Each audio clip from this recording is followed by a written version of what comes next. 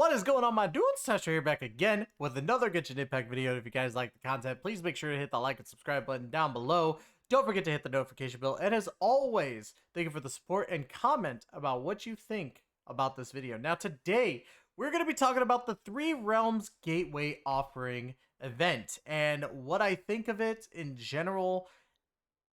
Yeah, it's going to be a little bit of a doozy one because honestly, I'm not very happy with it, in my personal opinion. But we're mainly going to be talking about how to do stuff, and we're not going to be talking about the quest line itself because honestly, I could tell you right now, I didn't think the quest was all that good. I found it boring. I thought it was just, in general, you're going to find everything that you need to do for the event anyway through that quest.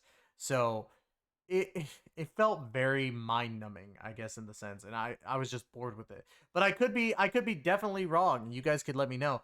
But if you haven't done the quest and you don't want to be spoiled, please make sure to pause this video, go do the quest, which will take a long time, and then come back. Now, this event was very, very weird because in the sense, we already got Enkoinomia. And it's cool to have Enkoinomia, but with this event, it made you go through Enkoinomia again, but under a different circumstance because this whole map has been redone in the sense of, you know, now you have different chests, you have different things to find on the ground, you have different enemies, and so on. And you would think that that's a wonderful, wonderful thing to do. A lot of content, which it is, that you could get done in a day. And that's what kind of upsets me about this whole thing. First off, let's go ahead and talk about it. During the quest line, you will get this, what's called a Bokuso box. The Bokuso box is what's going to hold a certain energy that's going to basically cure you of erosion. And the erosion is all throughout this area that you have to, like, kind of keep yourself, like, in check, and this is going to help you.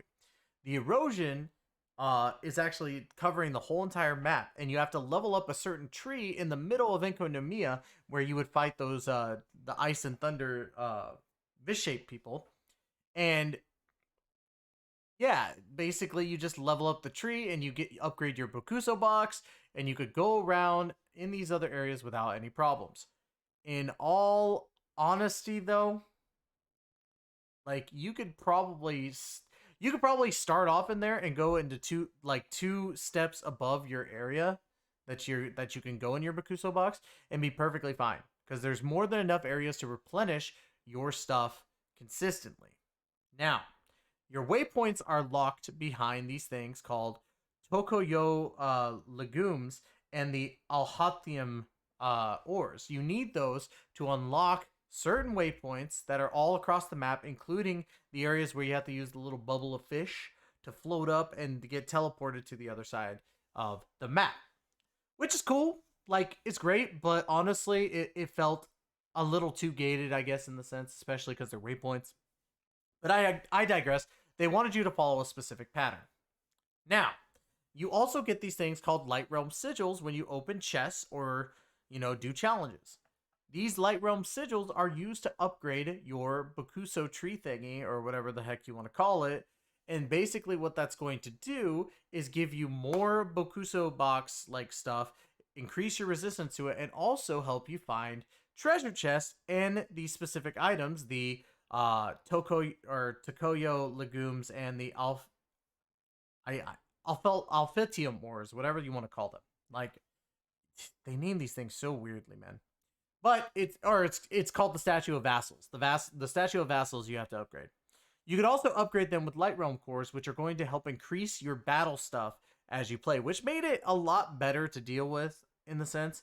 But basically, when you're battling an enemy, sometimes they'll have a dark aura around them, and what you have to do is, before your final hit, you have to use your Bokuso box, hit them, it'll delete the dark aura, and then you hit them again, and they die. That's how it is.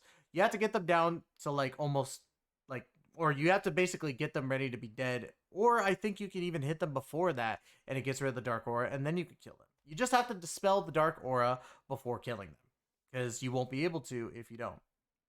Now, when it comes to the map, okay, I did the whole entire map, the whole story, and everything in 3 hours. Now, the reason why I am actually kind of upset about this, right, is because of the fact that It was so easy to get everything done. Like, it wasn't difficult, it was just time consuming. And I get it. They wanted to kind of like make us go and do all this. And this was something that you're supposed to take your time on. I get that. But as somebody who eats up content, like a content creator, you know, we don't have the time to just be like, oh, hey, I'll do a little bit here, a little bit there. No, no, no. We have to get this stuff done, you know? So this event is going to be out for another 30 days, right? 30 days. You guys have 30 days to get this done. So definitely worth it. But at the same time, I'm going to say you could get it done in 3 hours. Just take 3 hours to play this, and you'll be caught up on Genshin. And this is the thing that I had the problem with, was because it didn't feel engaging really. You're just like, oh, go and find all your chests in this area, get enough light sigils, go level up the statue of vassals, then go to this next area, do the same thing, then go to this next area, do the same thing, then go to this next area, do the same thing, get your light cores, upgrade everything fully, go fight ice and thunder, which I will say the ice and thunder fight was actually a little bit more challenging because they had modes to it, and when you do expert mode, it is a lot tougher. I will say that. You can't directly kill one before the other. You have to get them both at a pretty like substantial less amount of health, and then basically you have to kill them, use the Bakuso box and hit the one that's like dark shaded, and then you could kill them. Like, that's the only thing that sucked about this, was like it was challenging and I liked it, but at the same time I was like, oh, I hate these guys, because as you guys know, I've already beaten them to get my 90 or no, yeah, 92 of the item that they drop. So I'm completely done with them. I don't want to fight them anymore. So I digress. The event to me was meh. I'd give it a 5 out of 10. 5 out of 10 because while it was boring in most parts, there were times when I was like, okay, cool, I get to do something new. They had a really funny side quest, or not really funny, but more so like it was weird to have it. I guess like that's the better way to put it. You do the side quest, and you really don't get much out of it, in my personal opinion. The amount of rewards you get is fantastic. I definitely think that's awesome. You get, you know, the Oath Swarm Eye, you get all of the ointments, you get a crown of, or do you get a crown? Yeah, you do get a crown. I know for a fact you get a crown. Hold on. Let me look through these rewards really quick. I know for a fact you get a crown. Where is it? I know for a fact I saw a crown. Or am I crazy? Am I crazy? No, there it is. Crown of Insight right there. Yeah. So these are all the rewards you get in general. You get 510 Primo Gems. You get 36 Heroes Wits, 630,000 Mora. You get all this really, like, this stuff is really good. Like, this is just from the event stuff. This isn't including what you get from the treasure chests. Like, this is all the event stuff. Like, the event rewards, like the part 1 objectives, part 2 objectives, part 3. And that's the funny thing, too, is that all objectives are available right off the bat, except for what you get for beating extreme mode of the Thunder and Ice guy, or Thunder and Ice Vishapes. Now, that's the cool thing, but the bad thing is just that, one, you can get it done in such a easily affordable amount of time. Like I said, if you really focus on it, 3 hours. It's not that hard. I'm pretty sure you could do it even faster. You honestly could. You could do it even faster. But I did it in 3 hours because I was kind of pacing myself a little bit, trying to understand everything. But honestly, like, the story was just kind of eh. So, I mean, you can talk again with the Fire Abyss Mage guy, and you battle him again, but that battle was so easy. I was just like, oh my gosh, what is going on? But overall, the event gets a 5 out of 10 for me. It wasn't that great. It wasn't that awesome. Some people might disagree with me. The only thing that I found great about it was the rewards, but it wasn't engaging. I'm not going to go back. I already got everything done. And that's the thing too, is when you get to level 14 in your Tree of Vassals, or Statue of Vassals, whatever you want to call it, all the chests get highlighted on the map up to 50. So if you just literally was like, yeah, I don't want to get any chests and all that, you could literally wait until you get to 14, which I don't think you can without getting chests, and up to 50 chests get lit up on the map, and you could just go and find them. It's not that hard.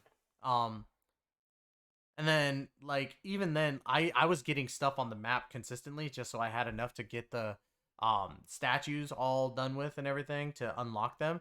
But even then, you don't need everything on the map. It's not like you have to find everything. I found every single chest on the map already. I 100%ed that area. It is what it is. To me, it just was meh.